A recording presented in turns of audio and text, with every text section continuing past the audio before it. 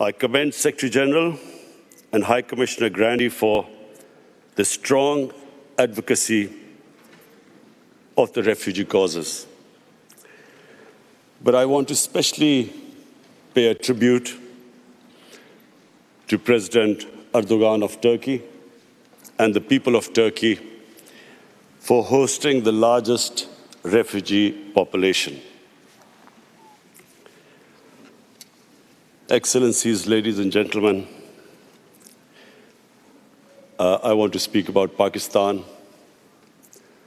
Pakistan was born out of the biggest refugee problem in the history of mankind. And we were inspired by the Prophet Muhammad sallallahu alaihi wasallam, who was a refugee. I'm very proud to say that Pakistan hosted at 1.4 million refugees. And still, after 40 years, Pakistan still has 1.4 million registered refugees.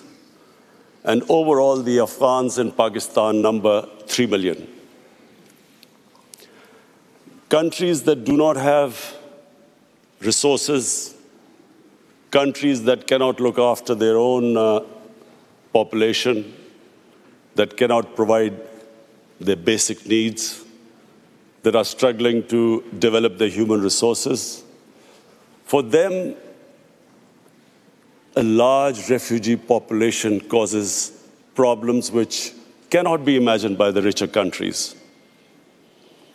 I see the European countries struggling with the refugee problems.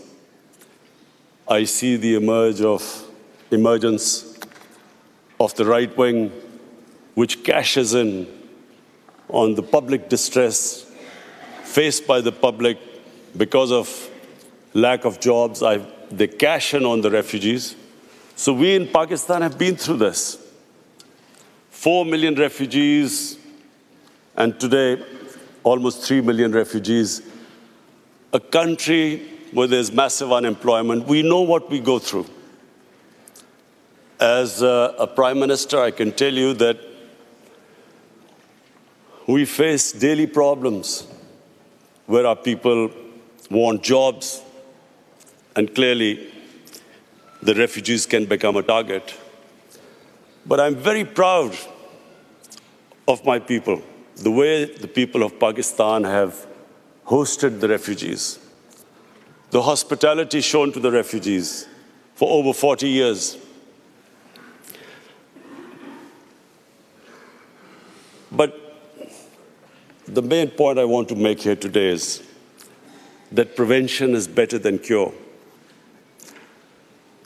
We must all try and prevent people from becoming refugees. Pakistan is, and again I'm proud to say, we are trying our best now in the peace process in Afghanistan so that the refugees can go back with dignity. And we are praying that this peace process now succeeds. There's a political settlement in Afghanistan so that the people of Afghanistan who've been suffering for 40 years of conflict, finally, they too can enjoy the dividends of peace. Mr. Secretary General and High Commissioner, one of the things I especially wanted to come here and point out, and I do want to tell the whole world that they should be aware of one of the biggest impending refugee crises about to take place. In India, on the 5th of August this year, Indian forces laid siege to the people of Kashmir. Since 5th of August, 8 million Kashmiris have been literally shut inside.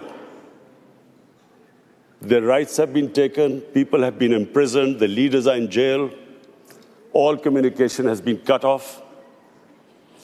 But the most important thing which the world needs to understand is that the professed aim is to change the demography of Kashmir from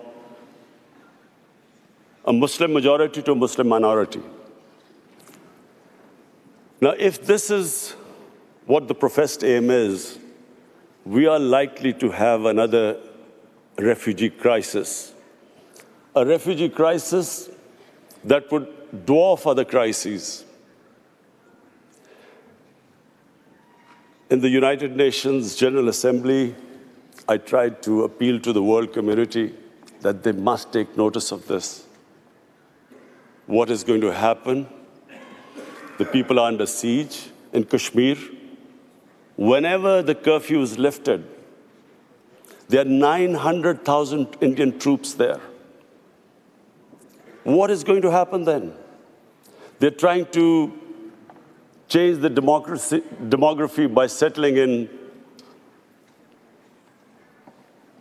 Hindu population into Kashmir. What is going to happen then? So we know from our past experience, prevention is better than cure. If the world acts right now and puts pressure on the Indian government to stop this illegal activity, we could prevent this crisis. But we all know once a crisis starts, once there is a crisis, we all know that it's, as we know right now, as we know what is happening, as we know what is going on in Turkey with the refugees, we all know that it's very difficult, it's complicated. So many issues come in the way. So number one, I would like the world community to take notice of what is happening. We in Pakistan are not just worried that there'll be a refugee crisis. We are worried that this could lead to a conflict between two nuclear-armed countries. And so the Secretary General of UN is sitting here. I'm looking forward to inviting you to Pakistan in February when we host the refugee conference there. But I would really appeal to the world community that this is the time to take notice. Secondly, there is another thing happening in India. In Assam, the government has passed a Citizen Registration Act. What does that mean? That means that every citizen has to prove their citizenship. This is what happened in Myanmar. Before the ethnic cleansing of Muslims started there, they were all supposed to first prove their citizenship. This is what is happening in Assam. Some 2 million people, mostly Muslims, are now required to prove that they actually are citizens of India. And according to one of the Indian ministers, the same act will, by 2024, will be all over India. So, along with this act, there is another law just recently passed, that from Pakistan, Afghanistan, and Bangladesh, any minority that is persecuted can find citizenship in India. That means that anyone except Muslims can find citizenship in India. So therefore, if you put these two acts together, when this act goes all over India, where every citizen will have to prove their citizenship, Secretary General, please understand the implications. There are 200 million Muslims in India. So anyone who cannot prove the registration will be deregistered as a citizen, except that all other religious minorities, Hindus, Sikhs, Christians, they can come back and seek asylum in India, so they will get citizenship, but not Muslims.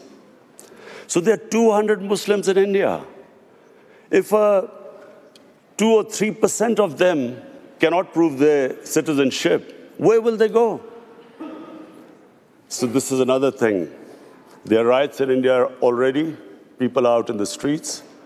I would urge the international community to please look into this, because we know once the crisis happens, it's much more difficult. I repeat, it's much more difficult to control it. It's much easier right now for the world community to step in and see what is happening. And I urge them, because we in Pakistan stand to suffer. As it is a country that is hosting 3 million refugees, a country which is trying to develop its own human beings, provide them the basic necessities, our country will not be able to accommodate more refugees. So I especially came here, Mr. Secretary General and High Commissioner, I especially came here that this is the time for the world community to take notice. What is happening next door can have consequences, can have an impact on the refugee population of the world, which is unprecedented. Thank you.